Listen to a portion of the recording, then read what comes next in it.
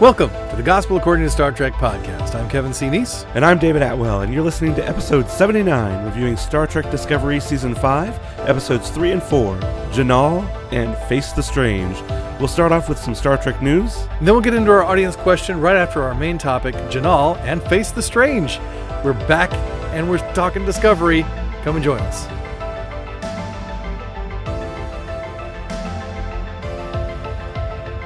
How are you doing, sir? Well, as you may notice, I got a little bit of a frog in my throat sort of thing going on. I'll tell you what, allergies, seasonal allergies are not a thing to be messed with. I don't recommend them at all, and I think if you've got them, you should probably get rid of them. So just ditch them. Yeah, exactly. So anyway, put them out the airlock. Exactly. There you go. Yeah. So apologies for my voice, dear listener.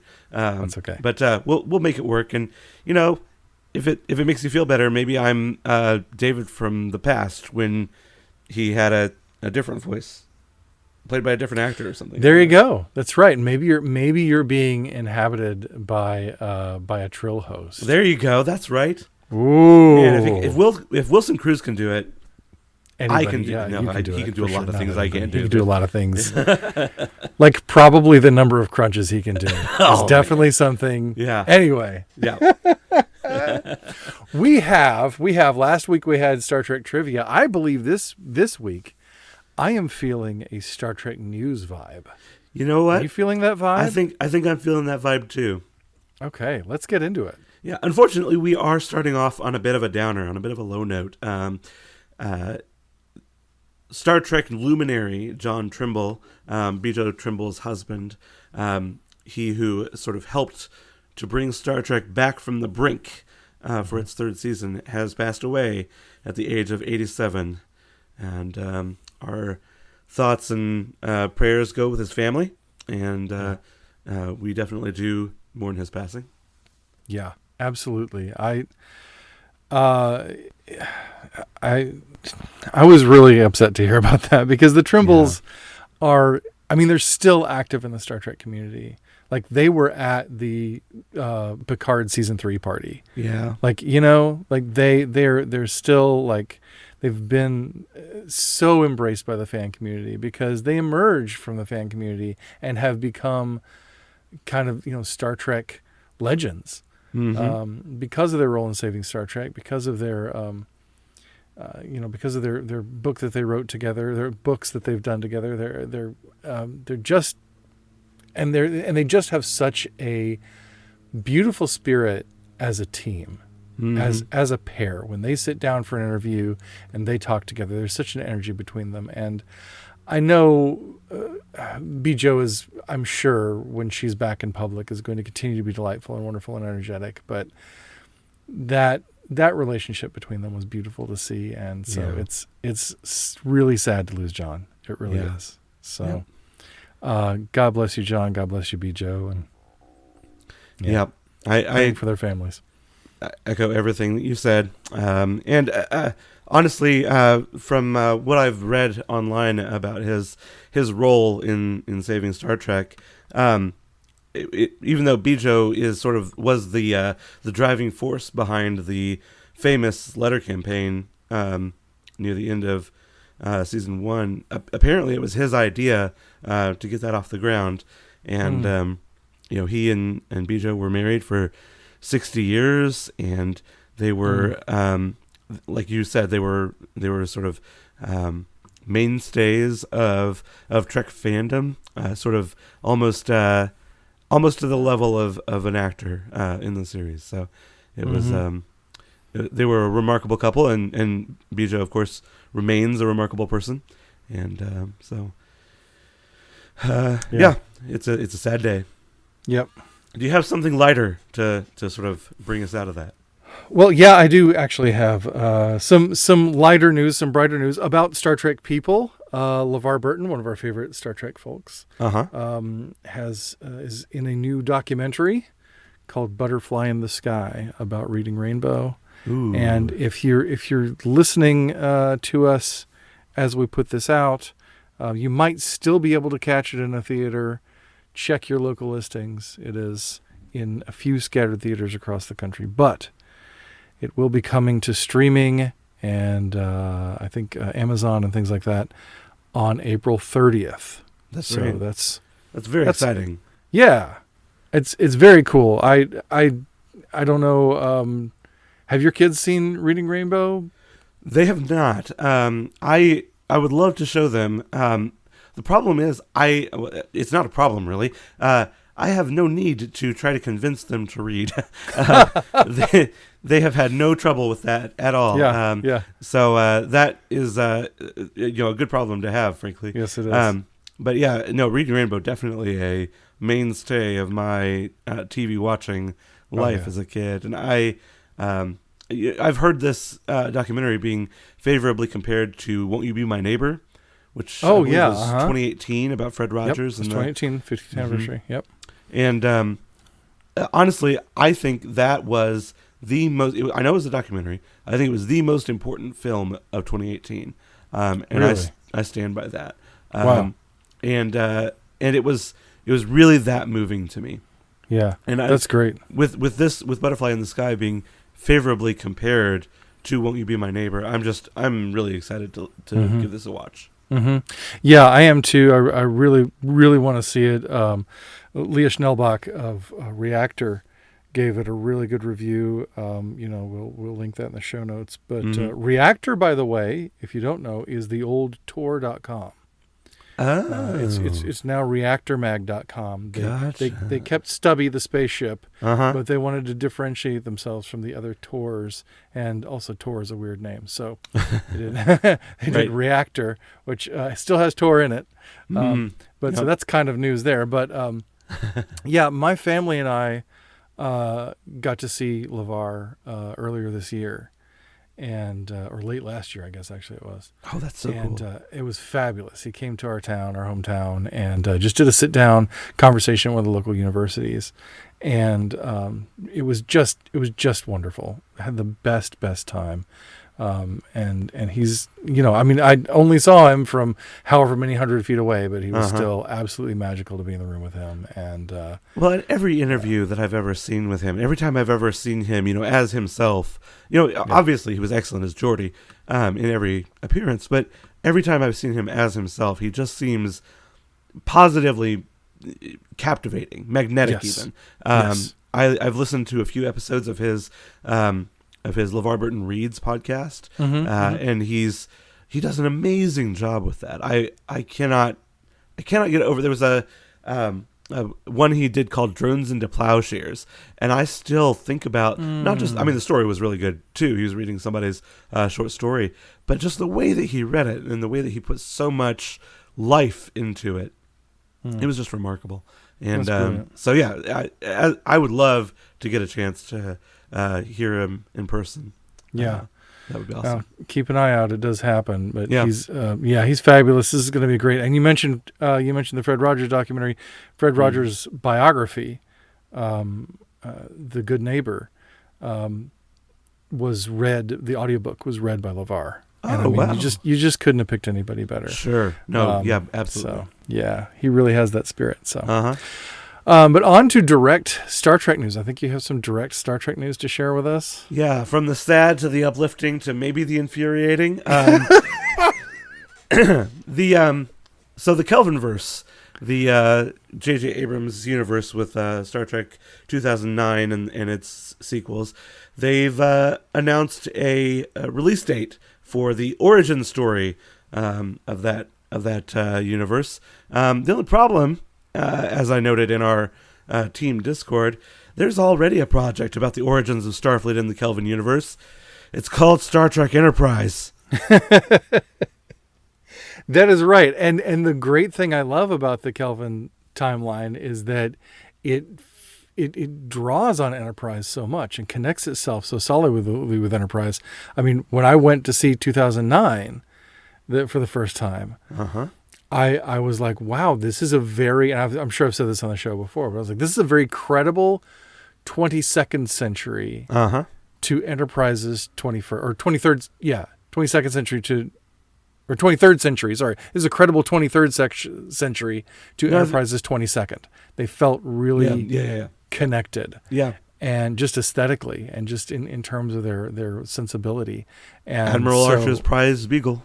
Yes, and then there were the references in the movie, and I was like, well, there you go, and even more in Beyond, particularly. Right. That really ties in. So it's very strange to me to see this done, because also it's like, with the flipping origins, can we just can we just tell new stories? Well, we're canceling the only Star Trek series to have gone past the end.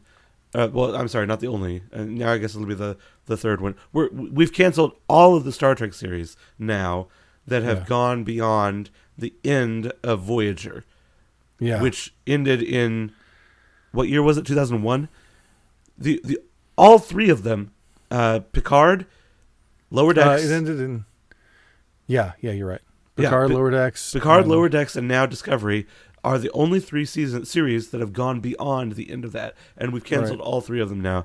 All that we're left with is Strange New Worlds, which is excellent, but it's still in the sort of air quotes past of the Star Trek universe. There's so much time for us to explore, so much that hasn't been looked at. And they keep on going back to the past, and not just going back to the past, but even like rehashing time periods we've actually been in before. Right.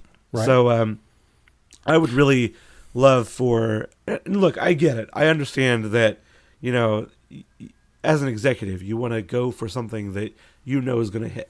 You want to go with characters that are popular, and, as sort of archetypal as possible. And yes, Kirk and Spock, that is about as archetypal as you get in the Star Trek universe. But good grief, it's a bigger world than that, Yeah, it is. And I mean, I don't know that Kirk and Spock are going to be involved in this one either.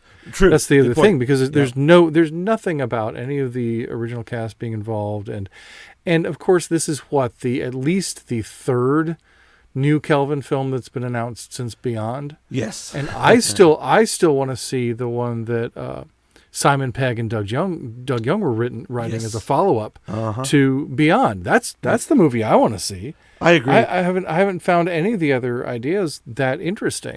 Yep. And I don't know what an origin story for that. We've already had the origin story. We had the origin story of Kirk and Spock. Do we need something else? Now, we're already doing Pike and Company with Strange New Worlds. We've got what's the point? I don't get it. I'll tell you what. If they are calling this an origin story for the Star Trek Kelvin universe timeline, but they sneakily make it a story about rescuing Trip Tucker from the end of Enterprise, and it's about the adventures of Trip Tucker, I would be on board with that. I would, yes, I would be interested in that for sure. All right, get me out of this anger spiral. Okay. Give me something new. Well, I don't know if I've got much to help your anger spiral. Oh man, I have good news and bad news. Which do you want first? Okay. Oh, I'm already in that mood. Give me the bad news. Give me the bad news. So the bad news is the forthcoming season. It is the fourth, right? No, the fifth. The fifth coming season of Lower Decks will be its final season. I know. Okay. I mean, tell me your. Go ahead and anger spiral a little more. I just, I think that there's a lot of stuff that Paramount Plus has done right. I think that the way that not Paramount Plus, sorry, Paramount, CBS Paramount. I think there's a lot of stuff that they've done right in the way that they have sort of modernized and brought back to life, reanimated maybe, the Star Trek universe. Reanimated. I think that the way that they shifted direction in Discovery so dramatically in season 3 was just a remarkable way of taking one show and giving it a completely different life. Yeah. I think that the way that they have positioned Strange New Worlds and what they've done with that was just a masterstroke. Yep. I think that there's a lot of good to be said about Star Trek Picard, Yes. which I assume we will be doing reviews on eventually. But I think, and Prodigy is amazing. They've Yeah. done an excellent job with that. Though I don't know how much of that is Paramount and how much of that is Nickelodeon. Right. But And then the way Paramount that kicked it out of they, the nest. yeah, the way that they have done programming Right. in this new world of Paramount Plus, this sort of recombined network, has just been atrocious. That okay. Also, a minor gripe about the fact that their app is not, the less said about that, the better. But the fact that they have canceled or deleted or otherwise removed from circulation now 2 shows between Prodigy and now Lower Decks Yeah. that are fan favorites and Yeah. are, I'm sure, cheaper than a live action series, and Yeah. are exactly what, like, you've got people that love the show working on both of them. Mm-hmm. Just makes my blood boil. It makes me think, who is running this company and what do they think we actually want? Right. You know? Right. And- It's certainly not. It's certainly not to have new products thrown at us. Right. Right. Like, Yeah. that's the thing. Like, the only thing about this era is that there have been so many titles to keep up with, Yes. which, has offered a lot of variety, I think, which has been Uh-huh. a good thing in a lot of ways, because Yeah. it's had something for everybody, really, Right. and something for kids, really, for the first time with Prodigy in a long yeah, time. for sure. And so there's been a lot of good, but it's also been really fast and furious. A lot of these seasons feel too short. Yes. I have advocated for years for fewer episodes in Star Trek seasons, but 10 is too few. Yes. You Yeah. know, 12 to 15 works nicely. Well, You and know, honestly, if you have to give us a season less frequently so that you can do 20 episode seasons, I'm fine with that. sure, I'm fine with especially getting- with 5 series running concurrently. Like, definitely. Yes. why not? Yeah. Yeah, Yeah. but And then that's there was good. then there was that thing that you were talking about last week when they decided to drop the first 2 episodes at once. Yeah, So we're taking an already limited commodity and making it even more limited. Yeah. And just the way that they're sort of treating this, it just makes me feel like the story is taking a back seat to the business. Which, Yeah. look, I am under no delusions that we live in a post-scarcity society. I know that the business has to run the show here. But Yeah. the fact that they are allowing the business decisions to be so dictated by this is just, well, it's really, really making me frustrated.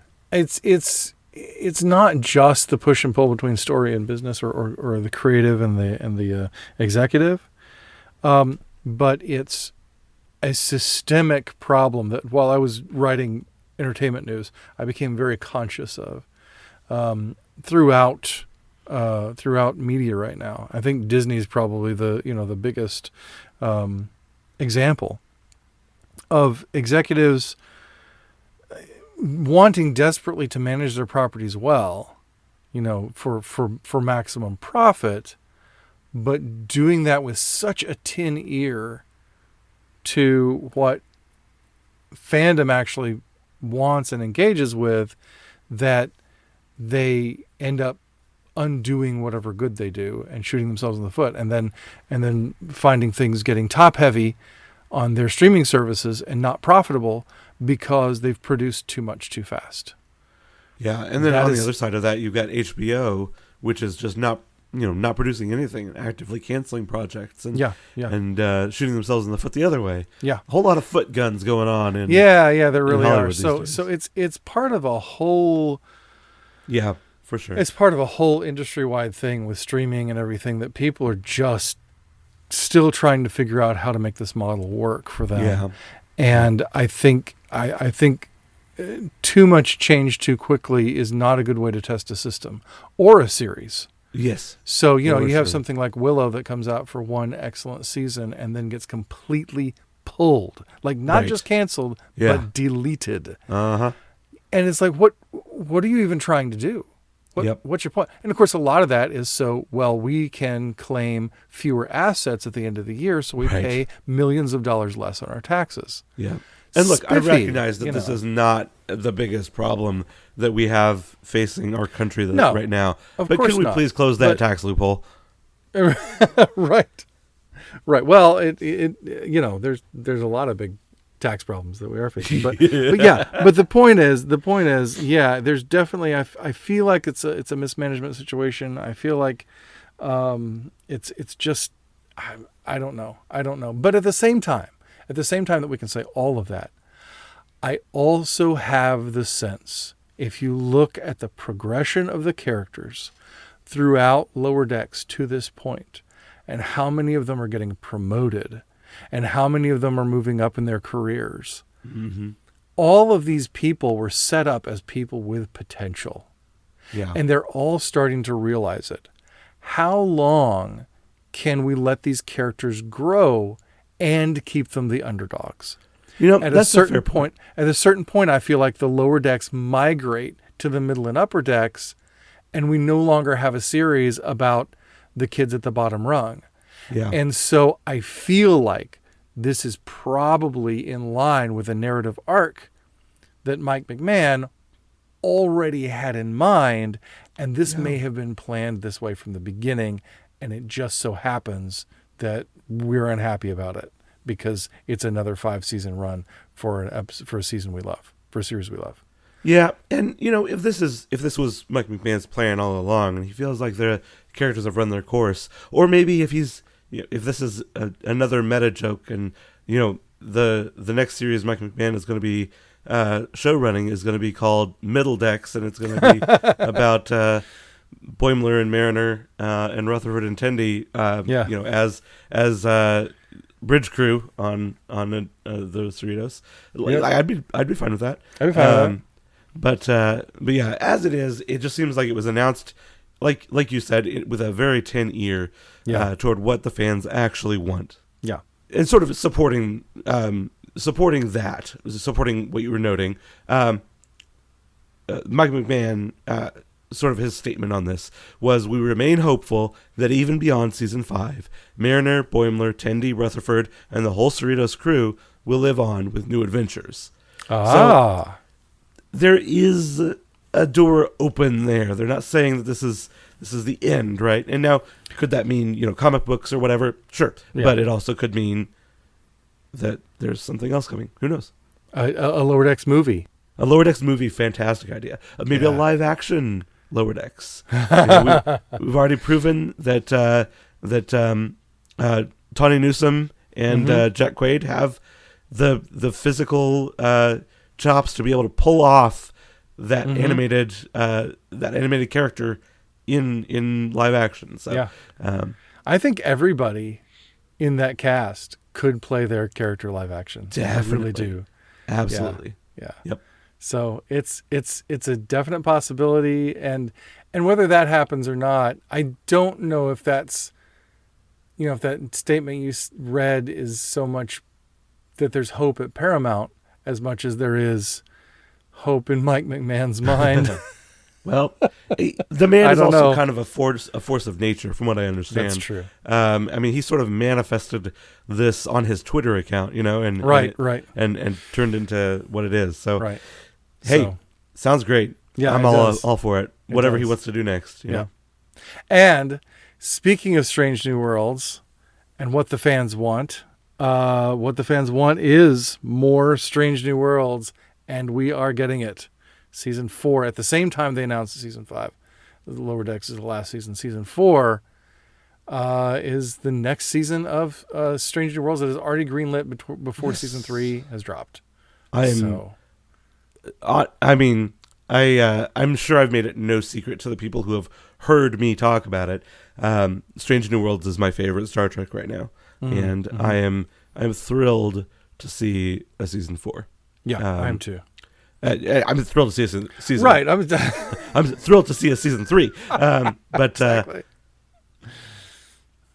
yes, it's the stuff that they're doing in Strange New Worlds is just fantastic, and I'm really looking forward to them topping the musical episode, Right. topping the crossover. Yep. I'm thrilled to see what they do next. Can they do another Memento Mori? Can they Yes. do another Among the Lotus Eaters? I'm thrilled to see what happens next. I am too. It's a great cast. It's a great series with a lot of humor as well as a lot of really depth of serious, like deep emotion and tragedy and all those things. It just really has a beautiful balance of so many different elements, and Absolutely. that episodic nature works so well to Yes. fuel that. So Right. yeah. So I'm excited. Yeah, we haven't got to talk about Strange New Worlds on this show at all. Right. So yeah, we're gonna have to get to that. Oh, okay. So I think that's all the news that we can use. Let's see about these latest episodes of Star Trek Discovery. We'll right. start with season 5, episode 3, Jinaal, which is Yeah. another one of those very interesting episode titles that just is just like, well, I'm going to have that explained to me. But it's probably someone's name. Right. Yeah, along with like Jatrell and Yes. um Sokal. oh yeah. What did you think of this our return to Trill? So I honestly I don't know what to think about Trill as a planet. Okay. But I can tell you that I really liked this episode. The reason I don't know what to think about Trill as a planet is because I don't feel like I've ever really gotten a handle on what their deal is as a planet. We've met individual Trill, and so we know kind of what, as a species or as a person, what is Jadzia Dax and Ezri Dax and a couple of other scattered Trill here and there. We know kind of what their thing is, but yeah, as a planet, I don't know really what their deal is. We were there for what was it, one episode last season or the season before, but anyway, I did like this episode, and I liked the sort of world building that came up around it. Yeah. I did also note, just as I was sort of looking here, symbiotes. They did mention that it would be weird for a symbiote, or it was unusual for a symbiote to live more than 800 years, which made me a little bit sad because that means that Dax is probably dead at this point. Yeah, that's right. Aw. So, Oh, I didn't think about that. That is Yeah. disappointing. we're not Man. going to get a Dax.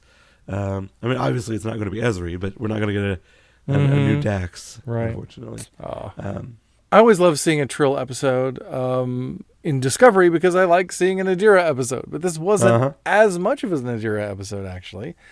Even though we did get the somewhat inevitable breakup of Adira and Gray, which, how'd you feel about that?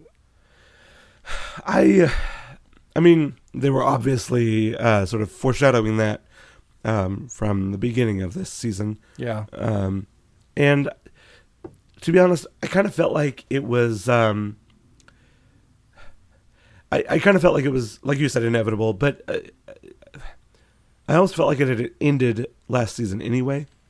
Yeah, kind of. Mm-hmm. So I didn't feel the loss there. But also, I don't know that I ever really, I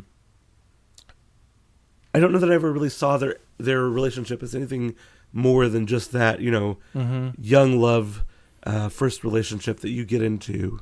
Anyway, it didn't seem like it was the sort of thing that would be long lasting. It seemed like, this is the high school relationship, and now Gray's gone off to college, and they tried to do long distance for a while, and it didn't work, and that's sad, but that is what happens, So Yeah. So it didn't cause me any real pain. I mean, I recognized the sadness there, but yeah. Well, and I've said on the show before that I've always had a bit of trouble connecting with Gray as a character. Yeah, And it's just something. It's it's just something about Ian Alexander's style of expression and just way of inhabiting the character and kind of the way the character's written, that I don't fully know who he is, and I don't Yeah. fully relate to him, and they're just something has always felt off for me about that character, and I don't know why or what. Just one of those characters. There are very few in Star Trek, but they do happen where I just don't. Tasha Yar was that way for me for a long time, where I just was like, something about the way she's written something, and it's still, I mean, I can articulate it better now, than I could many years ago about what about the way she's written and what about the way Denise played her I just never connected with. But that's kind of where Gray lives for me, in that kind of Tasha Yar space. That's very interesting. Yeah. I wonder if there might be something in the relationship between Gray and Adira. If maybe that's what it was, like, for you. Because I mean, I also feel that too, but for me it was less about Gray as a person and more about the fact that we only ever saw him interacting with Adira. Yeah. Especially for that season where he was in her head, right? Right. In their head. There's a level of, like, you can only believe in his character if Adira's character's interactions with him are Genuine. compelling. Yeah. Yeah, genuine. There you go. That's a good word. Yeah. You can really only believe in that character as long as those interactions are Yeah. compelling. And when he's only interacting with them, there's just no way of seeing any other facets other than sort of what Adira sees. Yep. So as soon as Adira was done with him, it kind of meant that we had to be done with him too. Yeah. There was a lot of good that came out of Gray's story. I think there's a lot of good sort of analogy in his story, especially being on the show as a trans actor and the nature of his character and everything. I think there's some really good stuff that I think a lot of people connected with, but I just never really, and yeah, I think their relationship just being in Adira's head for so long does kind of make it awkward from the beginning a little bit. And even though there's some really sweet moments. So yeah, it's interesting to see what's going to happen from here with Adira, but they're always a focus for me. But the focus of this episode for me, and well, I mean, we can talk about Saru and Trina as well, but yes. But for me, like, the focus of this episode was the title character, Jinaal, as embodied in Hugh Culber, which was just phenomenal. I did not know. Look, I know Wilson Cruz is a good actor. Oh, yeah. I've seen him do amazing things. He's got an excellent range. I did not know he had this gear. Yeah. I had no idea. And he's fabulous in it. I want to see more. I know. I just love him. I love him more every day. And I thought it was great when when Jinaal first takes over and he's walking around. He's like, "Oh, this guy works out." Yep. And I was like, "You bet he does, sir." Yep.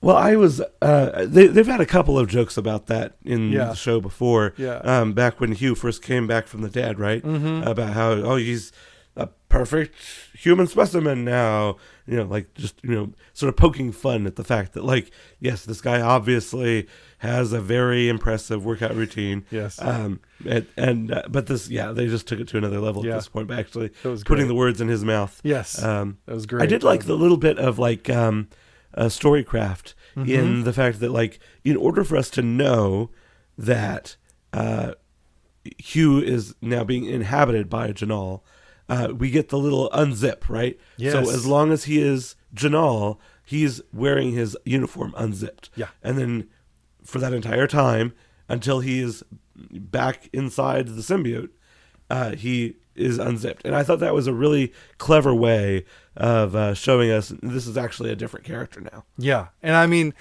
Wilson's performance would have done it all on its own, but that's for sure. Such an essential moment in the performance that lets him as an actor literally open up and get into, like you say, that new gear. And and he's just splendid. And I love, so something that Wilson said in the Ready Room was that he actually had like Jack Palance from City Slickers in his mind when he did this.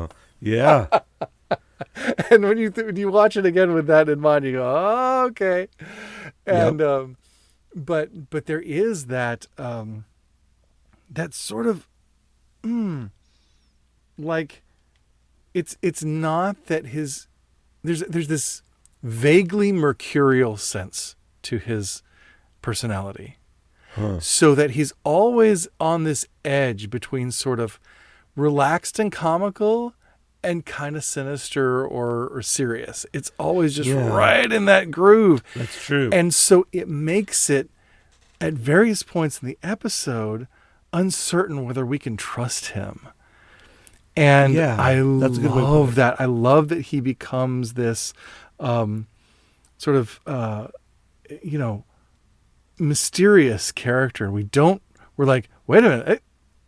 This is how people talk in Star Trek a lot of times before they start doing something really bad to us. Uh-huh. You know? Yep.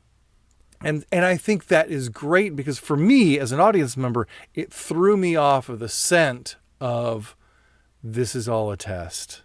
Right. Which when it happened was like, oh yeah, of course that's where they were going.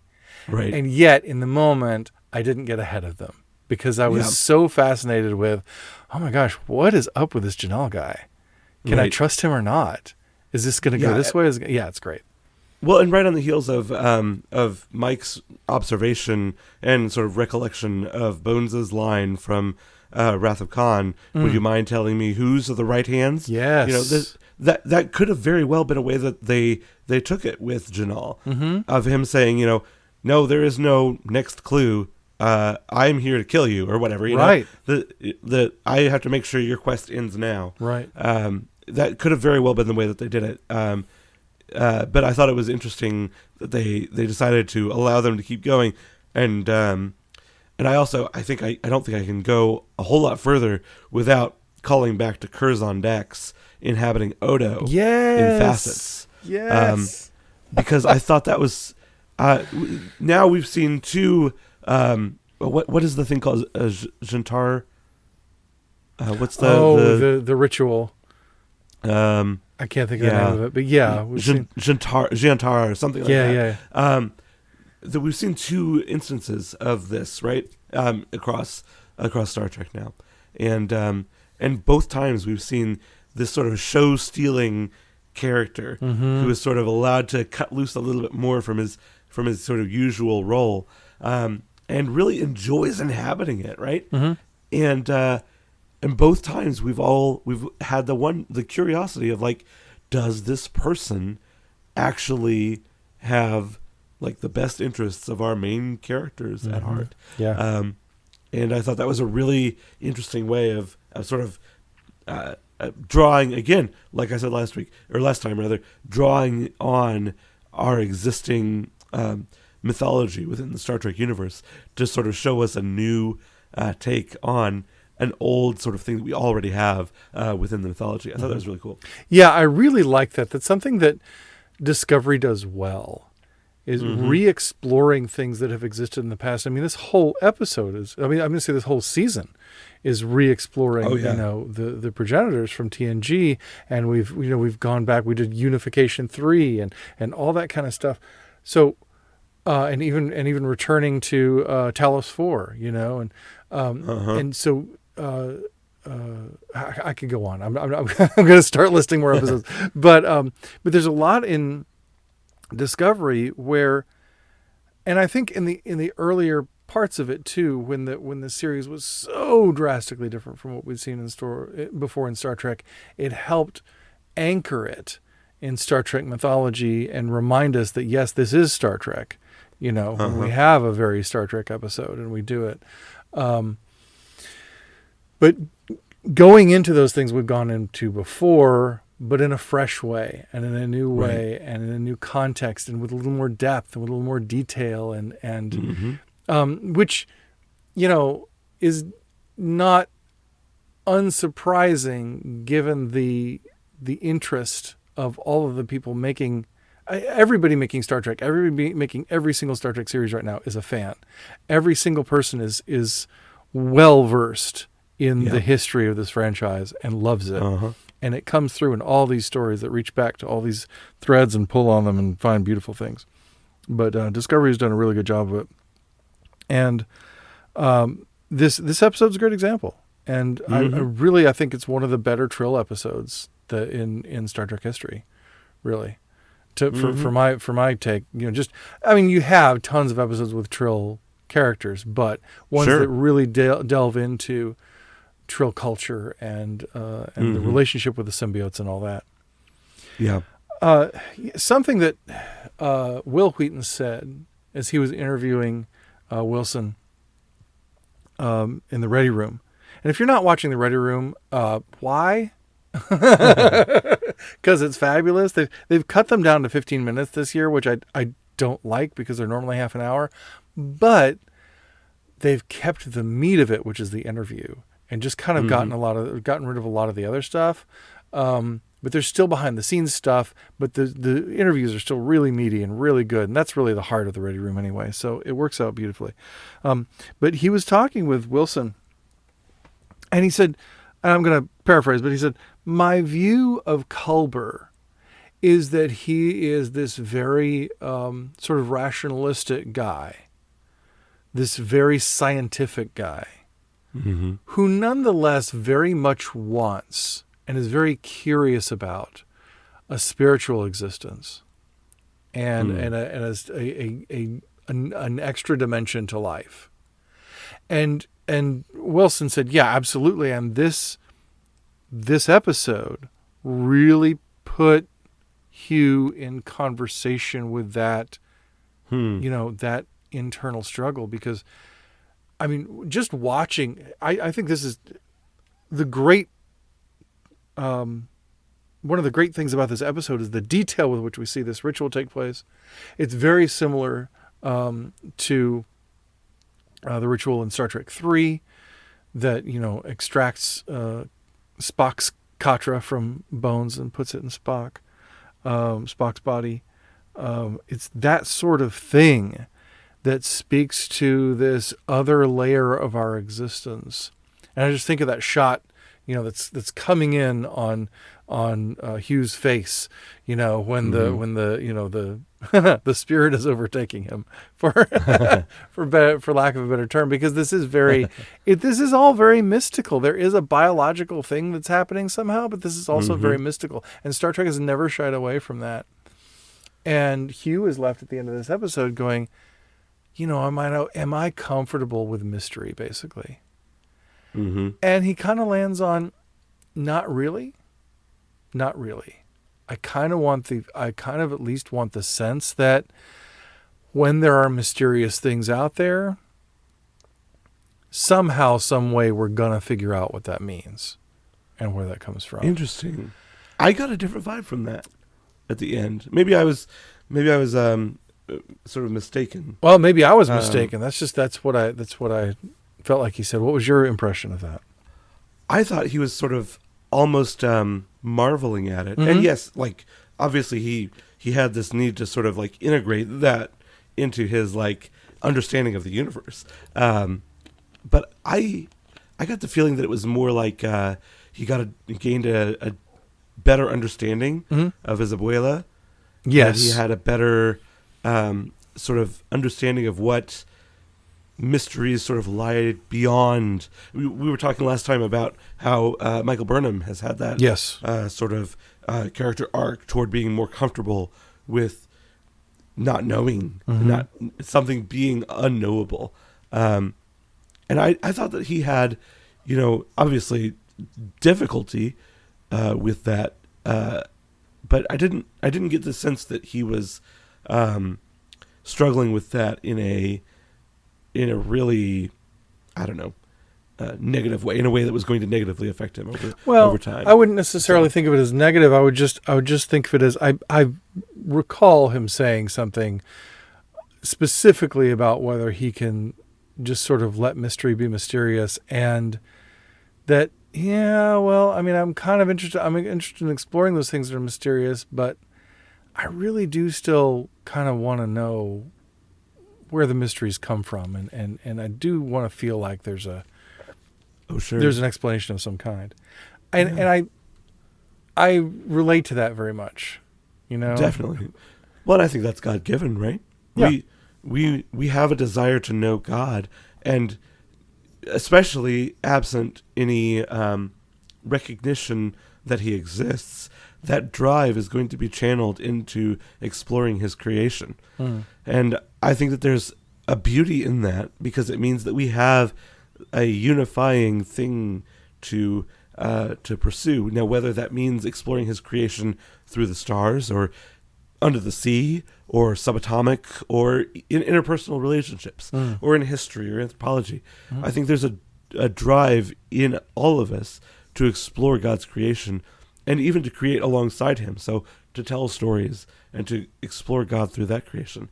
And I think that in sort of on the other side of things is what we're doing here. We are explicitly trying to find where God has written His story in all of our hearts Mm-hmm. and trying to figure out how that sort of presents itself in Star Trek. And I think that is exactly what Culber wants to do as well. He wants to find, he doesn't know that it's God, but I think he has that same drive in his heart and he's channeling it toward exploring the mysteries of the universe, Mm-hmm. healing the people that are harmed in the course of that, toward being a good husband and a good father, toward being a good friend and helping to heal the minds of people who go through these, frankly, remarkably mind-shattering things. Yeah. Sort of, it seems like every other season. No, more like twice a season, right? Yeah. And he's pursuing a thing that is frankly divine on the face of it, let alone when you get into the nitty gritty of it. And I don't know that I don't know that I saw anything that made me think that he was questioning that. More like almost he was doubling down on it. Mm. So I don't know. It would be interested to see if he continues on this exploration. Well, I don't think we're going to have an altar call at the end of the season no, or anything, no. but I would be interested to see if he's a little bit more open going forward, as he sort of it seemed to me that he was Right. to sort of what his abuela was had been teaching. Right. And I think that's, because there's that specific conversation about how she surrounded herself with all these different religious things just to Sure. remind herself, that there's more than we can explain simply or naturalistically to our existence. And I think his curiosity about that is going to continue. I don't mean to suggest that. Yeah. But I don't. Well- I think he's still troubled by this. I feel like this is still Okay. something that he sees, he wants to understand more about, but it's still kind of scary. It's still kind of jarring to his whole sort of system. I mean, let's go back to the uniform, right? Like we know it's Jinaal Sure. when the uniform is open because Hugh keeps himself pretty tight, That's true. and that's he has a lot more. That's the interesting thing when he volunteers to do this. He's like, hey, emotionally traumatic or whatever the phrase was is kind of my thing. Like this is what I deal with every day. I don't think he expected it so much to be to quite be his own in that way. But And to be outside of his experience. yeah. Well, and I mean that's true. And they have, it seems like they have planted their flag again at the end of this episode, as they did in the last two, I think, with Burnham talking about finding God again and explicitly dropping that name, which I think, in the context of this, it's very hard. In the context, of what we're talking about with what Culber was going through, and his appeal to the gods that his abuela was invoking. Right. I think that it would be hard to imagine a season arc that doesn't feature cutaways or maybe even full on B plots for Culber processing this Oh, yeah. and processing the way that he deals with this in some way, right? Yeah. Because I think we're going to get it for the whole crew. Yeah, absolutely. I agree entirely. And that's very much at the core of this season is Yeah, this for sure. quest for where we come from and why we're here, which is very central to Star Trek. And so obviously they're not going to just answer it because you can't, Right. right? You literally cannot. Right. But I think Star Trek has always had this. And you were talking about our quest for understanding the created order and understanding. I like that you include interpersonal relationships in that because I think that motivation is a very human motivation, and it's about a human. I've probably said on the show before that that the gospel is a human story. It's very much a human story. It's very much about who we are as human beings, why we're here, how we deal with the troublingly conflicted nature of our existence, and our understanding that there must be something beyond ourselves, and our need to find purpose and fulfillment and all of those things. But it's also, but that human quest is, I don't think there is as much separation between the natural and the supernatural as we like to talk about, as we like to say there is. I feel like if God truly is the creator sustainer of this universe, if this, if these swirls of galaxies really are God's fingerprints, then I think God's involvement in that, however, we understand that to be, on the scale from, deist to predestination, which, if you know me, I live very much in the middle of all that. But wherever we understand that involvement to be, it feels to me that God is natural. Like it's like these, what we call the supernatural is indeed embedded in our existence in such a way that it is a part of our natural selves, a part of who we are by nature.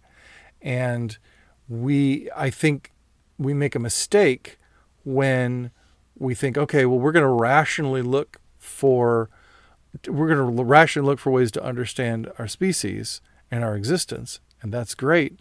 But when we decide that the natural is also only the physical, right? If we're truly physicalist about it, then I don't think we're truly naturalist about it, because I think our natural existence includes what we often refer to as the supernatural, and that is where Culber lives in this episode. I think that's a great call. It would be like a fish scientist trying to explain their existence without acknowledging the existence of water. Right. Yeah. If you look at the Proverbs, all throughout the Proverbs, and actually throughout the Old Testament overall, you see over and over again this expectation that the wisdom of God, and by wisdom I don't necessarily just mean the Proverbs and sort of what we think of as wisdom, but the order and the sort of the way that he has set things up to work, the way that he has spoken the universe into existence. We see over and over again throughout Proverbs that isn't just sort of the way that he started it, but that's like almost the bedrock upon which everything is built. And so whether you want to call it the laws of physics or whatever, that even still is built on the idea of causality and order and something being understandable. And I think that if you want to explore and understand the universe, you have to reckon with the reality that there didn't have to be order. There didn't have to be something comprehensible. The fact that we are able to look at the universe and see an order and see patterns and see comprehensibility, I think speaks to a reality that exactly like you're talking about. When God spoke the universe into existence, that order that he spoke into existence became the bedrock upon which everything else is built. And if you're going to be exploring the universe, you're going to run up against that, whether you acknowledge it or not. And so I think you're right on there with that. And you're right about causality. I think that's one reason. I think everybody has openly admitted, both on screen and off, in the season of Discovery, that a quest for our origins, a quest for where we come from, is also a quest for greater meaning, and is a quest for our significance, and that necessarily knocks on God's door. So I appreciate that they're doing that, and I appreciate that they're embracing that, and I just want to say for the record that Star Trek has done that from the beginning. Star Trek is a quest for what it means to be human, but right alongside that has always been a quest for God. Always. Because Gene had that same quest. And you can read my book to find out more about that. But anyway.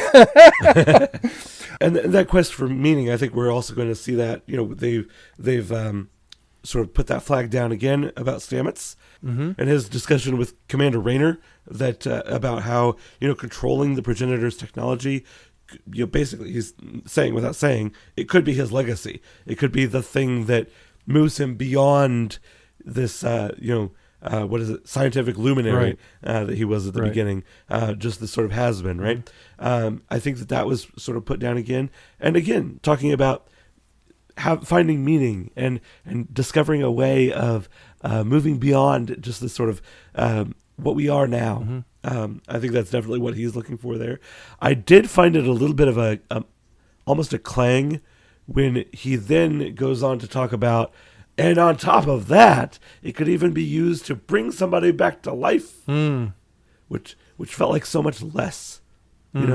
He's talking about the sort of core reality that humanoid life is built upon. Yeah. And then on top of all of that, also we could bring people back to life. But that's just, it feels like such a secondary, like also Iran has been thing, which, and frankly, made it seem more like more evidence that was just sort of a thing that is being planted as an Easter egg, or not an Easter egg, but a foreshadowing for some later thing where Burnham dies and they have to reanimate her or whatever. Well, and it's that power of life and death thing, which is very much Genesis device and all of that. That's very much that's always going to be thematically important when we talk about great power and great responsibility in the Star Trek context. So and so when you see Jinaal trying to protect that great power, right? That you have him very wisely, I think, almost interrogating Burnham and Book as they're walking through the canyon. I did think there was an interesting thing that came up during that conversation. He sort of asks them, do you want peace? Basically, is the end of the question. He sort of beats around the bush with it, but and Burnham says most sentient beings do. Yeah. Namely, want peace. What did you think of that? And do you think it's true? Yeah, I think that is true. And I think that's true of, again, in Star Trek, when we talk about sentient beings, we're really talking about humans, metaphorically, in a lot of ways. Right. And I think that's true. I think there are a lot of people who believe that peace cannot be attained without winning conflict, without having power, right?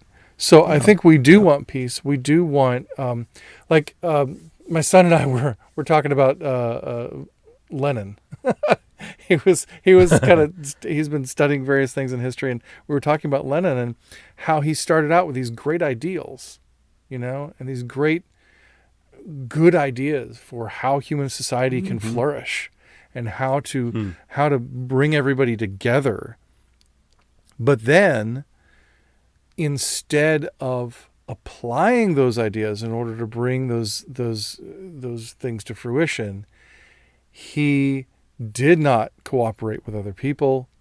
and sought to impose those ideas by making himself the sole authority, and then began to embody everything that had angered him, so that he was trying to react against, right? With this better vision of humanity. But because he got so up in his head about how he had this better vision of humanity, he thought the only way to make it happen was to do it by force. And that's where fascism comes from. One of the places fascism comes from, right? Yeah.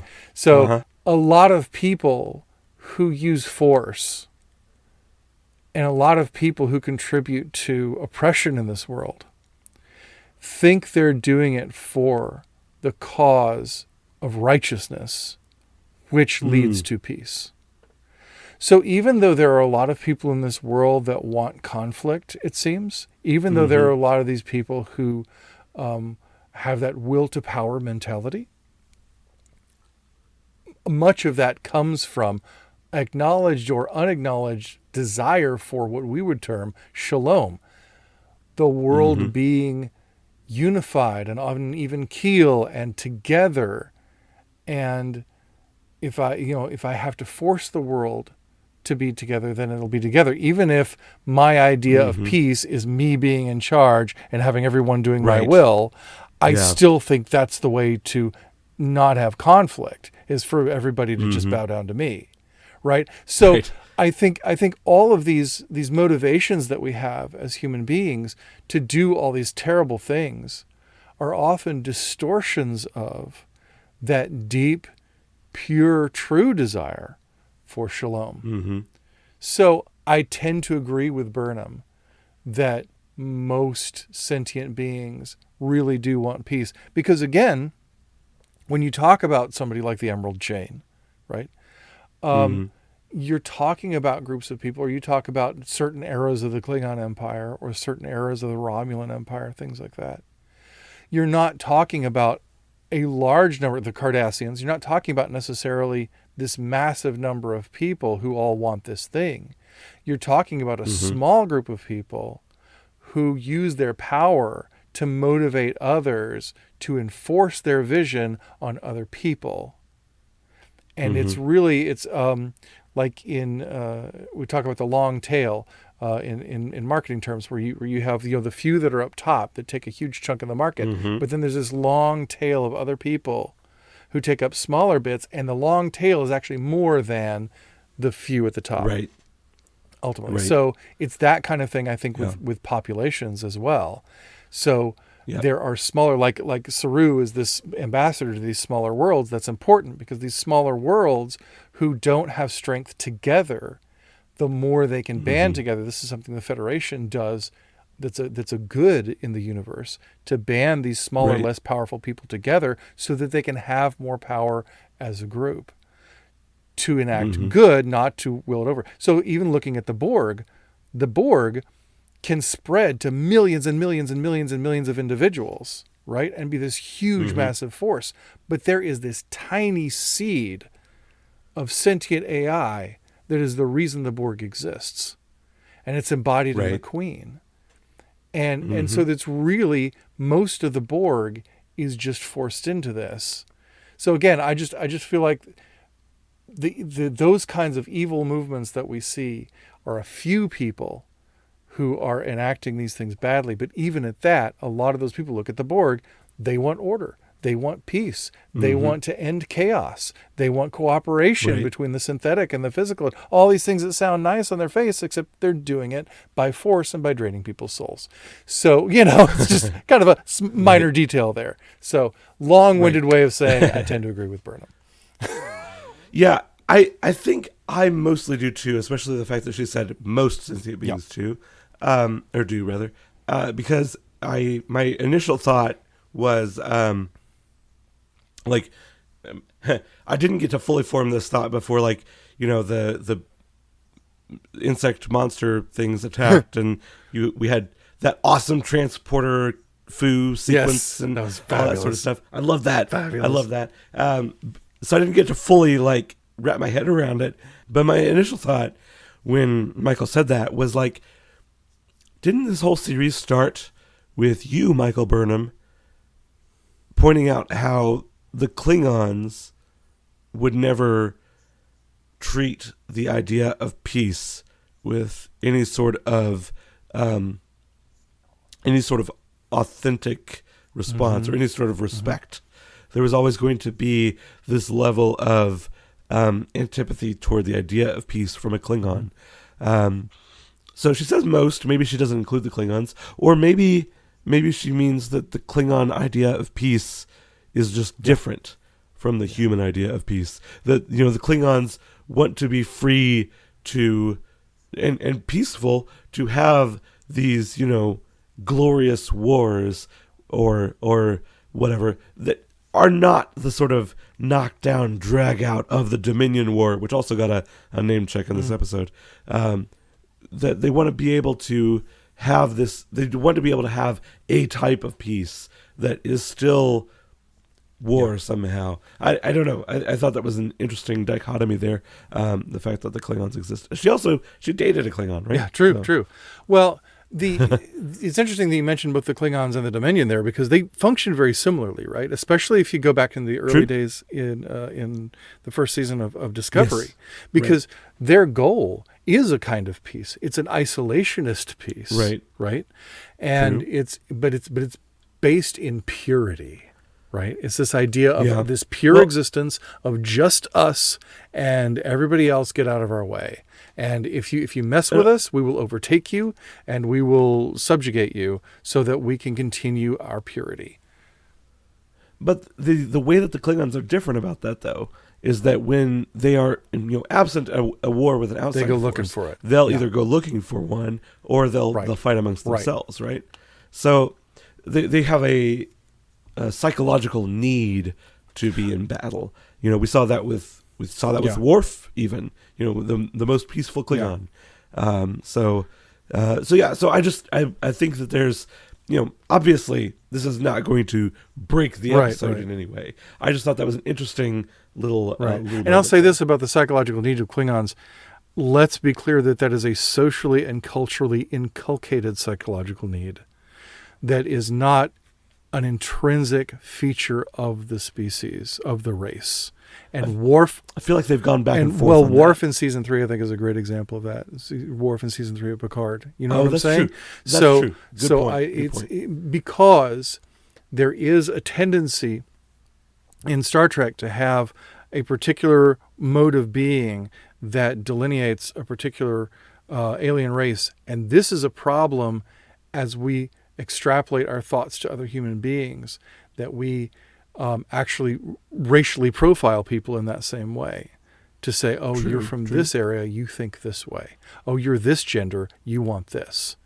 And so we have to understand that so much of what we associate with an age, a religion, a race, a gender, is socially constructed and not endemic to that person. And when we can't separate the socially constructed things from who that person is at their core, that's when we get into intractable conflict. So just putting that out there. Yeah, I mean, I think that's a really good way of putting it. We have to, even people who might be strange, we have to be willing to face them. That's a good pivot. Face the strange. I mean, these episodes are so rich. I love that we could just talk about each one of them for a couple of hours because there's just so much in it. I know. But Face the Strange was a really interesting one. Really interesting. I love giving Rayner kind of a chance to cooperate with other people in solving a problem and showing his strengths. Just really to sort of prove a little bit why Admiral Vance thought so much of him, so well of him. We sort of got a chance to see that here in this episode. Yeah, fully turning over my cards here. This is my favorite episode of Discovery since Magic to Make the Sanest Man Go Mad. Oh, really? Wow. That's season 1 or 2 or 1. Right? Wow. Season 1. Yep. Not my favorite episode since season 1. Wow, that's interesting. And They both are time jump episodes. So look, I'm always gonna be a little bit of a sucker for a time jump episode. I can't help that. But I also thought this one was really well conceived and really well assembled. Yeah, it really was. Talk to me about what you like about it, since you have such a strong affinity. Tell me about why this has that much impact for you. So, something about time loop episodes like this. This one's not quite the same as like Magic to Make the Sanest Man Go Mad or Cause and Effect in Next Generation, but it still has that same core conceit that works really well, which is you always start at a place, at a known place every time. You every time the loop starts over, you have to get all the pieces back into position again. And that really allows you to play a lot with the emotions and the past and the I guess the life history and psychology of all of the people involved, because they have to do all of these things again to further the plot. But also, we don't have to talk about them every time. So we get the continuous motion of moving this forward, but also that sort of looking at things from multiple angles and seeing, okay, what if we start at what if we start back at this position, but it's in San Francisco and we can see the Golden Gate Bridge out the background. What if we start here and all of a sudden we're in the far future and everybody's dead? Okay, but we get all of these different ways of looking at the same people encountering the same problems, and we get them working the problem in different ways. Okay, so every time Michael Burnham walks over to the computer and tries to get a date, right? Every time Commander Rayner, it seems like he sort of shakes his head in frustration and then tries to transport. Every single time, it seems like there's this sort of established pattern of how they go about trying to figure out what's going on next. And so you get to really understand who these people are in some really excellent ways. I think Magic to Make the Sanest Man Go Mad did it a little bit better, because that was the episode where I first felt like I really understood who Burnham was and also who Stamets was, because they were the only two that we were sort of following through that loop. But also, there was also... in Next Generation, we really got to see how Picard and Riker and Data in particular dealt with this problem in a really unique and interesting way, I thought. Yeah, in Cause and Effect, I assume you're referring to. Yes, sorry, yeah. Right, and there was... The interesting thing about this episode, as far as, we talk about time loop episodes goes, or as they go, is that it's a time loop of sorts. Right. Time loop and time travel. It's a time jump. Yeah. That is on a cycle. Right.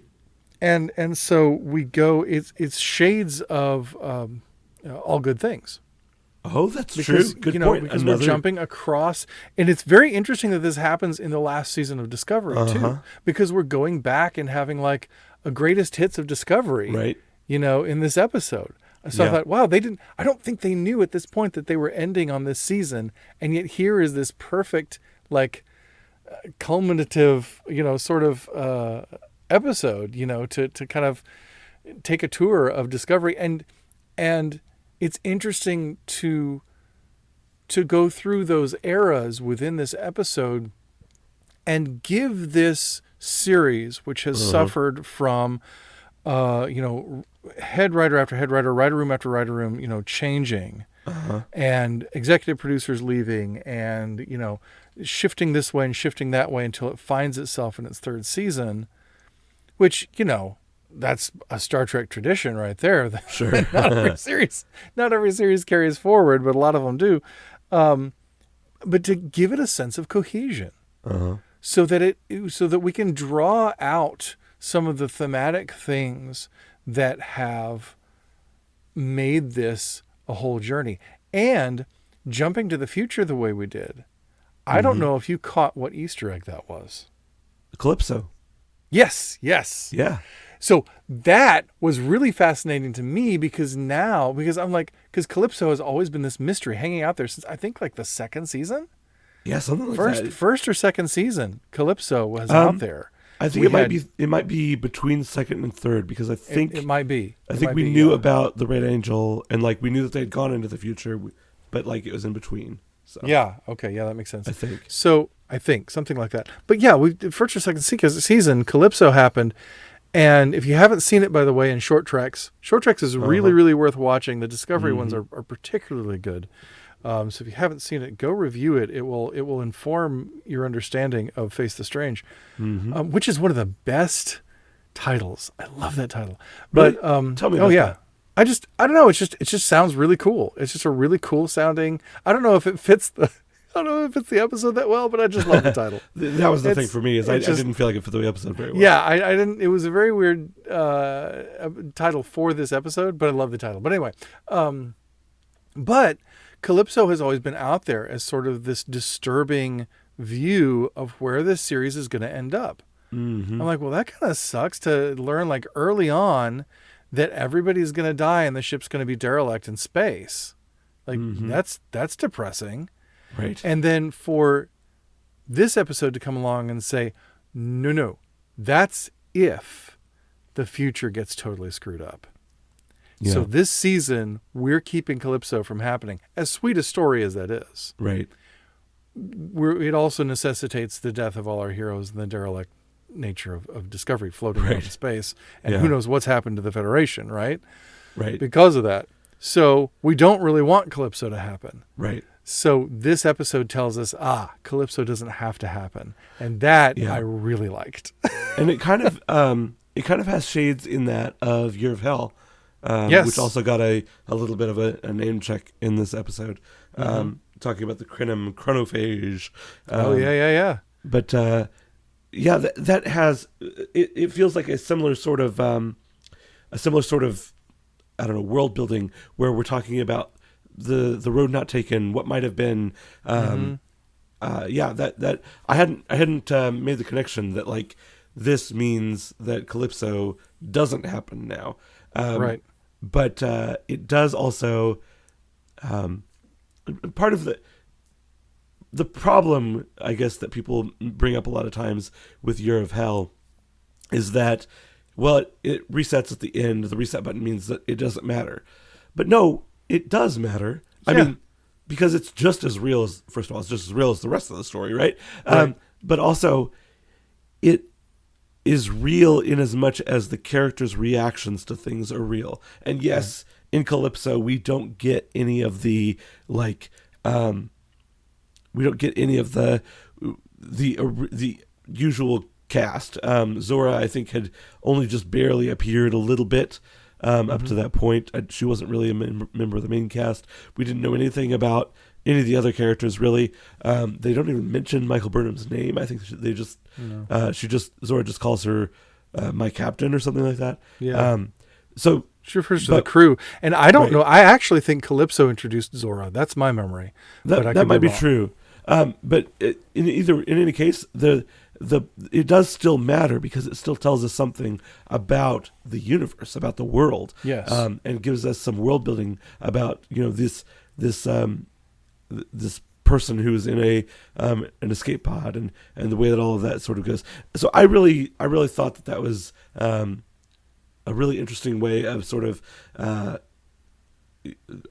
like you said, closing the book on that, but also giving us sort of a reminder that even though we're sort of making this not happen now, it still is important and it still matters. Right.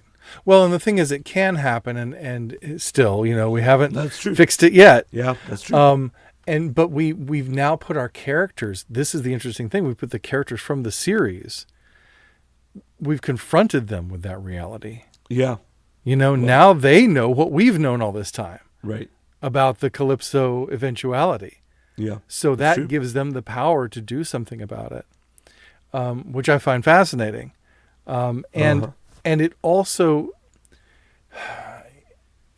speaks to, I think, the great ability to tell alternate universe stories, Uh-huh. which I think is worth doing, because even if we drastically change our characters or drastically change their circumstances, or the things that we imagine happening don't actually happen, Mm-hmm. we learn something about who they are, Yeah. right? Well, And we sometimes, like in the case of Year of Hell, we get insights into them that they don't even get. right. So I Yeah. find that fascinating. Well, and what is the bottom line? What is the point of watching these stories, watching television shows like Star Trek anyway? It's not just to experience some sort of entertainment. It tells us something about ourselves. And Right. whether or not, like I said before, it's just as real as everything else that happens on this show. That is to say, not. And as a result, it is able to tell us something about ourselves that can get into our brains and into our hearts in a way that something that really did happen can't. And so it isn't any less real than anything else. And that's part of the thing that I really liked about it. And you were talking about like the road not taken, or putting ourselves in different situations, seeing how we react to each other. Seeing how we react to those situations. I thought it was really interesting. My wife and I have talked for a while now about the question of what do we owe to our past selves, which the question being like, if you were to meet your past self and have a conversation with them, how would they react to who you are now and what you do? What responsibility do we have to honor the commitments that they have made to themselves? That sort of thing. And we got a very existential and literal interpretation of that. It didn't go as far as I wanted it to, but we did get a little bit of between Burnham that we know and Burnham that we used to know, literally coming to blows, right? Yeah. And her saying, "You're wearing the captain's uniform. There's no way they would ever let me do that." You got to see her working that out in herself. I thought that was fantastic. Yeah. Oh, it was great. And it's funny because, Burnham, I forget what she says to herself after she does the neck pinch. Just basically, I believe the point was like, just keep on going, keep on going. Which is something that she had told Rayner too. Right, exactly. And that kind of is sort of a theme of this episode, because that's what they have to do to solve the problem. But it's also what they have to do to try to avoid that, really scary eventuality. And it's one of those moments that I kind of poke at a little bit, because it's kind of this thing that Discovery does, where it's like, we have this huge thing happening and we have a very limited amount of time. So now's a really good time to have a conversation. Yes. Like, oh my gosh. Yes. It's like, I agree. it's like we have 30 seconds left before the world blows up. When I was a kid, oh my gosh. Right. I thought that last season, I think it was last season, Osakun had that exact moment that you're talking about, where it's like, don't tell me about your past. Give it, an hour until the debrief, and then you can talk all you want. Right. But right now, not right now. Maybe fly the ship. Or I guess not fly the ship, but do the whatever option. Do the thing. Yeah, right. Yeah. No, absolutely. And so there was a little bit of that when Burnham was talking to herself. I'm like, okay, number one, this timeline is going to go away in just a minute, and this Burnham doesn't exist anymore. And number two, we have no time. Right. Yep. But it's still a great dramatic moment. And I mean, that's the thing where like Michelle Paradise is like unable, I think, and the other writers for Discovery are sort of unable to let those really sweet and really juicy, like dramatic and character moments go. And again, that does also, I think, have something to do with the fact that we're working with 10 episode seasons. We got to get it where we can. Yeah. Yep. Even if we've got 30 seconds until we die. Let's talk about our feelings. Yeah. I mean, it's just a funny thing that Discovery does sometimes. And I was like, oh, yeah, there we go. Right. We got it this season. Yep. Yeah. This is that didn't ping me as much as the one last season. But, you're right. It was better. It was better. It was less egregious, but it also, I think, it was a good and important moment. And when you're talking about what we owe our past selves, I love that. but that kind of goes in harmony with our relationship with our future selves. Yeah. And so for sure. I will often be like, I'll find something that I've screwed up in the past, like I misplaced something, or I put something down where I shouldn't have, or I did something really dumb that now is affecting me negatively. I'm like, past me, Right. Yeah. Yeah. Or I'll find something that I did in the past that was really smart. I'll be like, oh, thank you, past me. Right. And so, I'm always trying to live a life that, in my mind, when I think of it, I try to do things in a way that my future self will appreciate. And so that relationship between our past and our future, I'm cycling around here to something that came into my mind when you were talking about how these characters don't have to have the same conversation every time when they have the time loop, because there's information that carries forward and whatever. Mm-hmm. That's called progress. Right. And in human history, the way we miss out on progress is if we fail to have those conversations with our past and future selves. Ooh. So if we don't do the job now of, first of all, reading what's happened before and looking for those patterns, learning about our history, so we can try to glean as much knowledge from our past selves, if you will, or our ancestors, particularly our ancestors in faith, our ancestors in our country, our ancestors in time in general, whatever, in humanity. If we can't, first of all, learn as much as we can from them, Right. and then ping the future, like the little code that they have to figure out, the 3 thing that they figure out to send through to the future in cause and effect in TNG, things like that, or like they they have stamets, so they can carry knowledge and energy from one thing to the next, so that they can solve the problem, because there's no way to solve something cyclical without a through line carrying through. History is cyclical. Culture is cyclical. And so the only way we have progress is if we both learn from the past and communicate to the future. And our lives are cyclical, even just within ourselves. Yeah, absolutely. I find myself encountering the same problems and the same issues over and over again. Yeah. And like you were talking about, past me is kind of a jerk. But also, I have to be a lot more gentle with past me. Yes. Because I am now current me, and I have learned that being mean to past me is a recipe to cause more problems in the future. Right. So I think that's man, I always get so much out of Time Loop episodes. Yeah. I don't know where to stop, right? But also, right? So okay. So we've got all of that sort of very existential and very on the nose literal fight with herself. Right. But she also, that doesn't just that inner turmoil and that struggle with her past self is not just that literal fight with herself. It's also when she has to fight with her past self on the bridge. Yes. When she's talking to those people that she used to know. Yes. And she has to convince them that she is not a mutineer, that she is not the person that they think she is. She has to fight with that version of herself sort of in absentia as well. Yeah. And the way, I thought it was amazing that we've seen this scene in sci-fi all the time. We've seen it in Star Trek several times. You know me, I know you. And we saw it in this episode even, right? You know me, I know you from the future. We're actually really good friends. I can prove it to you by telling you a thing that only you know. And I know this because you told me in the future. Like I said, we've seen that in this episode, let alone this series, let alone this franchise, many times. But this time, it was different. Yes.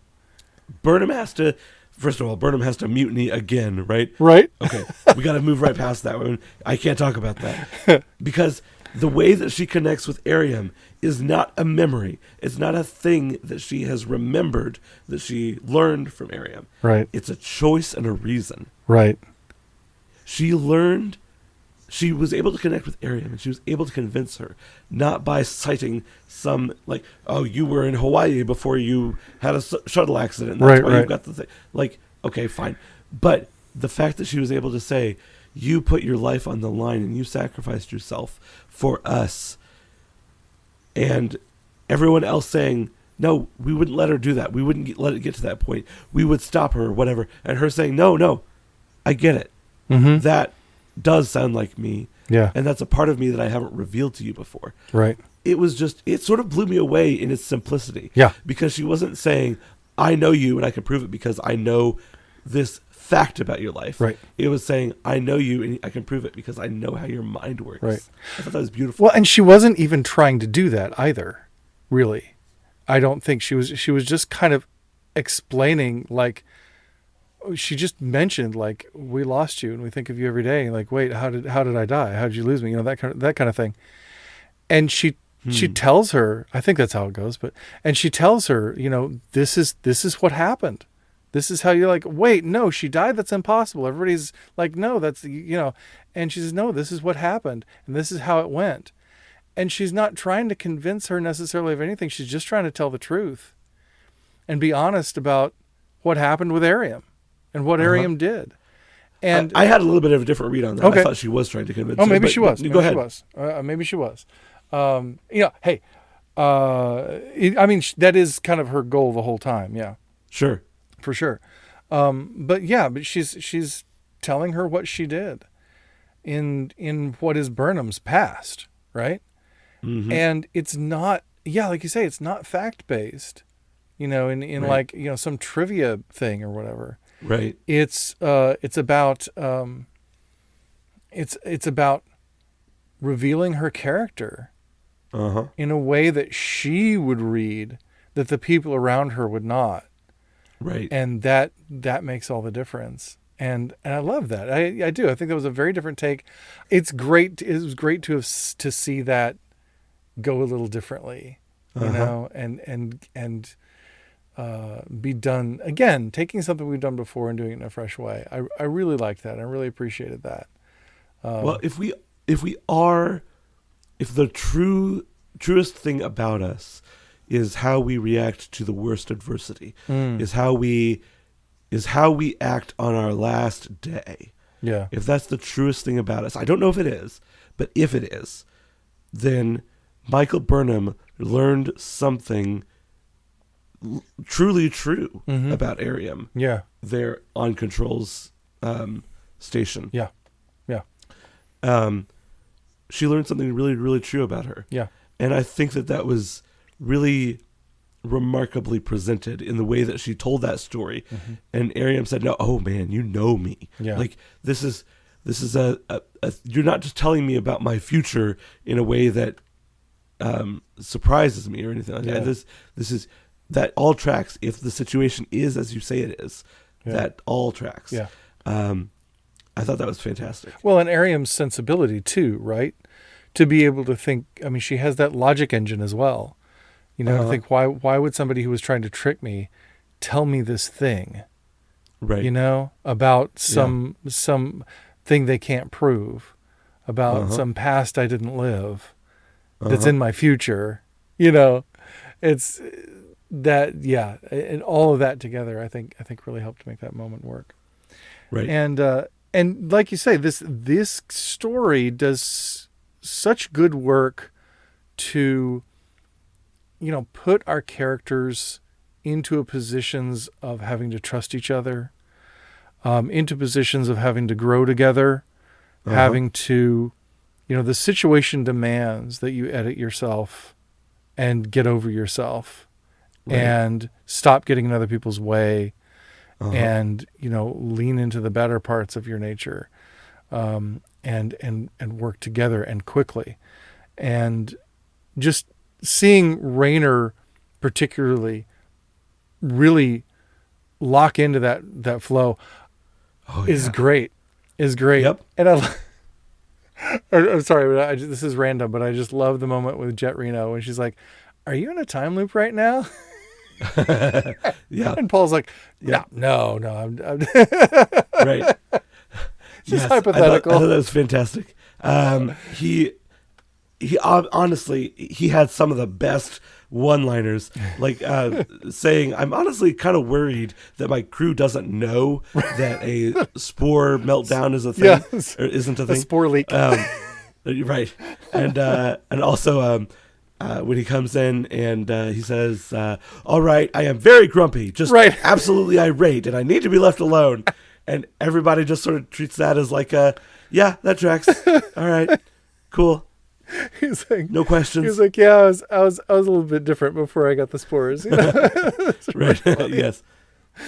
Yep. And I love that too, because it's one of the things that this episode does is again kind of thread that needle through or bring that line through of where our characters used to be and where they are now, and acknowledge those, Mm-hmm. not only those changes in them, but what has changed them.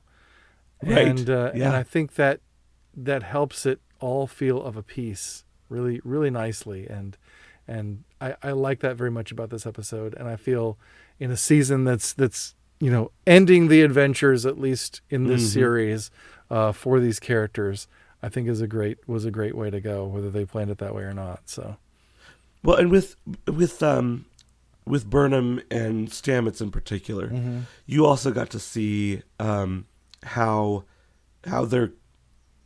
they grew together. Not like grew together in like the sort of like converging way, but almost like they were on parallel paths. Yeah. And they both grew, and because of the way that they were both together, they grew in a way that they wouldn't have been able to grow otherwise. Connection and community made them better. And they say at the end, we are always changing. I think that's Burnham's final log. I think that's, yes, we are always changing, but gosh, it is so important who you are changing with. yeah, And I think that they've, maybe unintentionally, maybe intentionally, maybe it's just one of those things that like is always going to be the case at the end of a series. They have changed each other, really pretty remarkably as well. yeah, they really have, and I love that theme in this episode, of change and of growth. And we got to see it sort of played out on Commander Rayner's arc from last episode, or from Jinaal through this episode.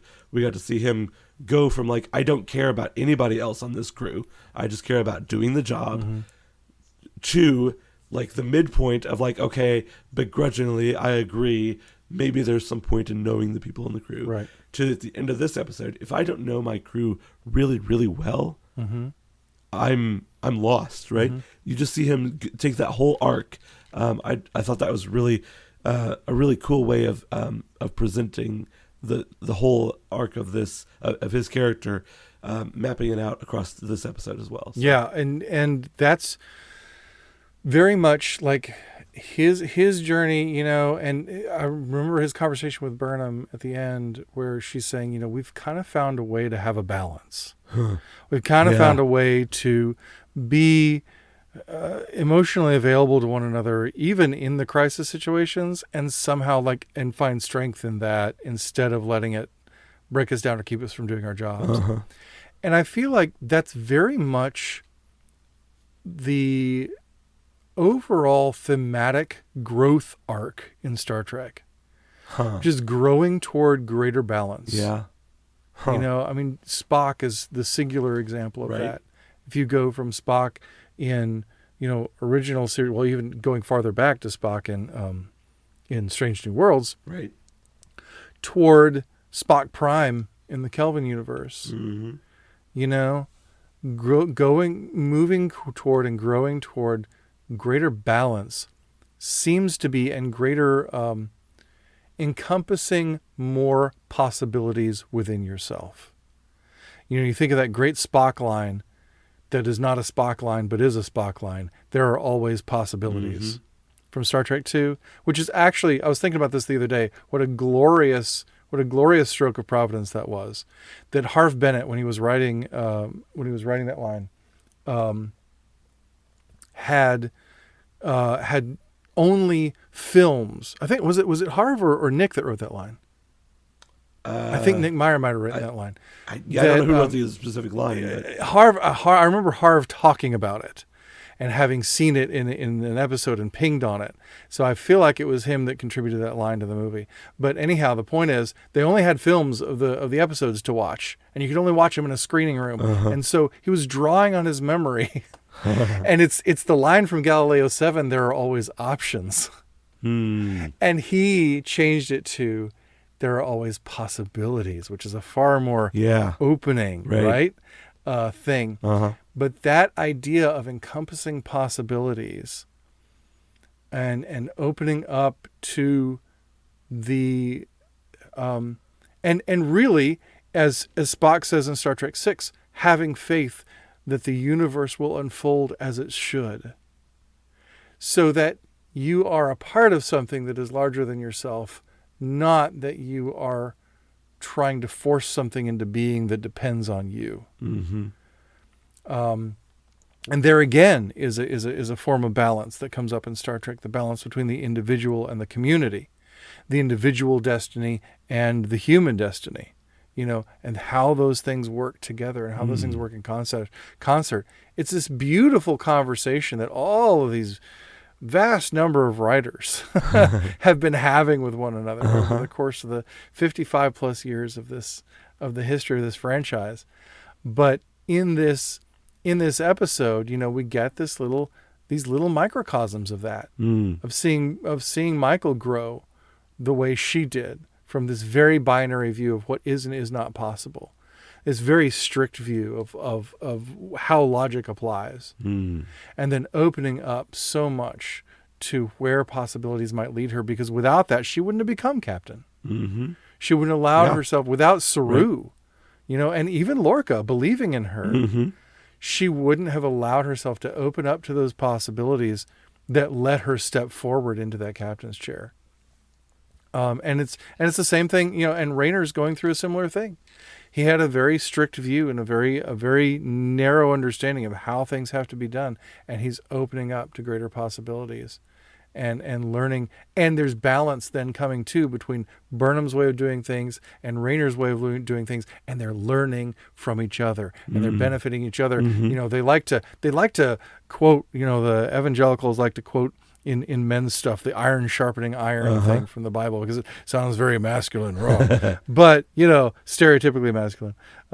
But it's really true that we do rub off on each other and we do help each other grow, sometimes in a way that includes conflict, but not that ends there, right? That pushes past that to find our equilibrium, to find our community, to find our conviviality again.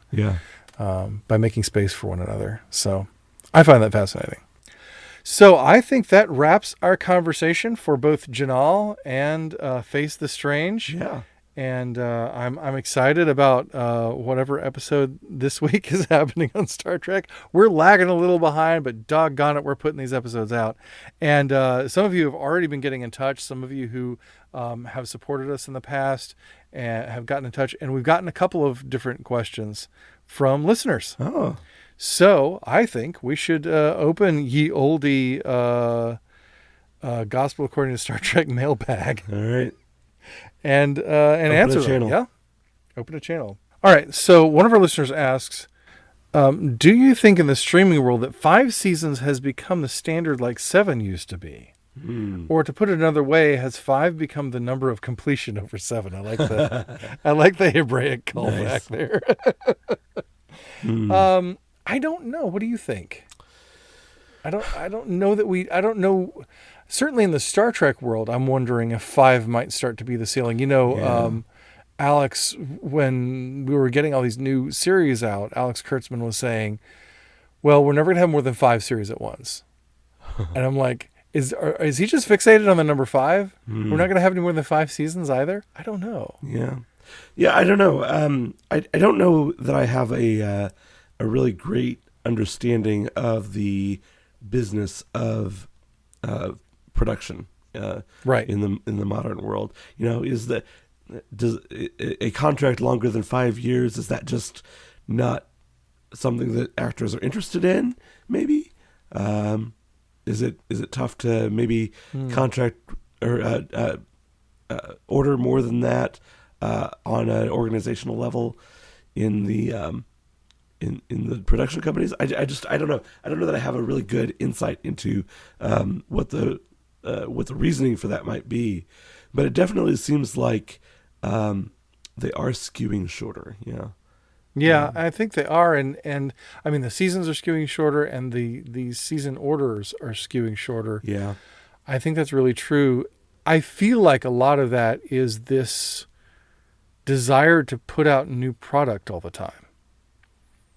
I feel I don't know that for sure, but I kind of feel that Yeah. ethos in a lot of this age and a lot of the streaming age is we've got to put out new product, Yeah. something fresh all the time. And I don't think that's necessarily a good idea Yeah. Right. because I think there is something to be said, especially in this realm we used to call television, um, for the way stories and characters and environments and conditions are able to grow over time, Mm-hmm. over long periods of time, the way fandoms get invested over long periods of time. I think that can be helpful. Yeah. And then there's like supernatural, and I think how does something like that keep going that long? I don't true. even know. That is true. You know? Yeah. But then that's on broadcast, Right. so Yeah, I mean, Stranger Things is kind of in my mind the streaming show, right? Right. And it's going to end after 5 as well. So That's true. That's true. It might be conventional wisdom, just like kind of the 10 episode season and things like Right, that, yeah. and that might be based on viewership numbers. Yep, maybe There's a this lot is- of that information that's less accessible to us in the Right. streaming age. Maybe they've noticed a So- drop off after 10 or something. Yeah. Yeah. So I don't know, but it is something I have wondered particularly about Star Trek, Mm-hmm. because I mean, Picard was planned as a limited series, Mm-hmm. so that was always going to be 3 seasons, but nobody's gone over 5 yet. Discovery's cut off at 5. Lower Decks is cut off at 5. Mm-hmm. If you cut Strange New Worlds off at 5, I might start to get mad. Yes. I probably will Yeah. start to get mad. At the same time, I don't know. It's just going to be interesting to see how that goes. And this might be getting a little bit into numerology here, but if you have 10 40-minute episodes, Yeah. you have about a little under 7 hours worth of programming.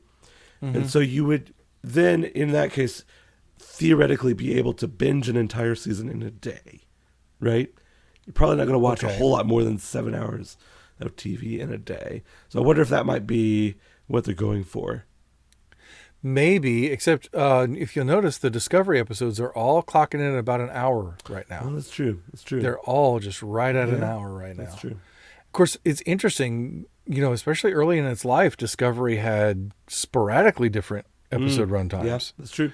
Yeah. So I I think feel they're like- dialing that in a little bit too, Yeah. having more consistency. I think Yeah. people appreciate that.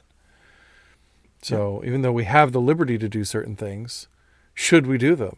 Right. What is permissible for me is not necessarily Right. beneficial. Well, and again, that is just that's just the number of episodes. That doesn't even say anything about the actual question here, which is 5 seasons. Right. Right. Maybe Right. one plays off the other. I'm not. Yeah, I don't know. I don't know. It does seem like that is becoming sort of the norm. Now, whether or not there are pressures causing that, or if it's just a case of like cargo cult, everybody is seeing everybody else do it and sort of following suit. Yep. I don't Yep. know. That's very true. So I hope that vaguely answers your question. The other question that was asked is a much more straightforward one, which is how do we support the show? We've had people who supported us in the past already wanting to support us again, and boy, do we appreciate that. Oh, man. Thank you so much for that. So much. Because it's really, at this point, we're, like I said last episode, we're only committing to going through the final season of Discovery. We don't know if that's how long our season is going to last, or if we're going to be able to push beyond those 10 weeks. We'll have to see what life hands us, but we're committed to doing that. And if you want to support the show, up until now, it was probably hard to do because the subscribe button on Spotify was broken. So So I will say now that the subscribe button is working. So if you're listening to us on Spotify or Spotify for podcasters, whatever, you can hit the subscribe button and that will take you through the process there. Or we will also have a link to that. There's a link to that in our show notes, wherever you listen to the podcast, and in each episode, wherever you listen to the podcast, there's a link. The old links all work. The anchor.fm/GATST/subscribe, I think. All those old Anchor, much more efficient Anchor URLs work. So if you have any of those, you can use them, and then those links are the place to go. So we would greatly appreciate it. We don't have perks to offer just yet, but we will probably at least thank you on the show. And then as we can make perks available, we will do that, because we are really happy that people want to support what we're doing here. Yes. And thank you very much grateful for those of you who have, for all the time that you have. So yes, thank you very much. Oh yeah, David. Yeah. What are we doing next week? Next week we're going to be talking about Star Trek Discovery, Season 5, Episode 5, Mirrors. Mirrors. We're going to be halfway through the episode. No, we're going to be talking about that episode. Now, the last 2 episodes, we have had to do 2 episodes. Right. Yes. So we might be talking about 5 and 6 next time. That is also a possibility. And if that is the case, we may also be talking about Discovery, Season 5, Episode 6, Whistle Speak. Ooh. That's a cool name. I like it. That is like up there in uniqueness with The Butcher's Knife Cares Not for the Lamb's Cry. Right. With those Discovery episodes, they're just like, we're going to go someplace nobody else has. Right. Where no one has gone before. Oh. You said the thing. I said the thing. Well, I am very much looking forward to, however that turns out, discussing either the one episode or the both episodes with you. And I'm looking forward to our listeners being here for that as well. And in the meantime, please like and subscribe, comment, and share. And if you like what you're hearing, please write a review on iTunes or wherever you're listening. Your reviews help more people find out about the show and let us know how we're doing. Also, send us your questions. You can find us at Gospel Trek Pod on Twitter, Instagram, Threads, and Mastodon at the 10forward.social server, plus the Gospel According to Star Trek on Facebook. Or you can email us at gospeltrekpodcast@gmail.com. We would love to discuss your question on the show. And as we discussed earlier, you can hit the subscribe button on Spotify, or you can subscribe through the link in the show notes or the episode notes, wherever you listen to the podcast. Your support helps keep our warp engines humming. And that's going to wrap it up for this edition of the Gospel According to Star Trek podcast. Thank you so much for being here. And until next time, I'm David Atwell. And I'm Kevin C. Neese. And as Jesus said in John 10:10, live long and prosper. See you next time.